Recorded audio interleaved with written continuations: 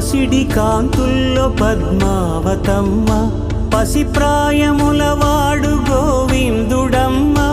విరివలపు ప్రణయాల చెలి మనసు గెలిచాకే కళ్యాణ కళలులికినాడమ్మ.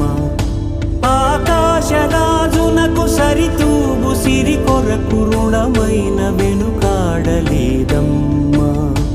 కళ్యాణం వైభోగం శ్రీ శ్రీనివాసుని కళ్యాణం.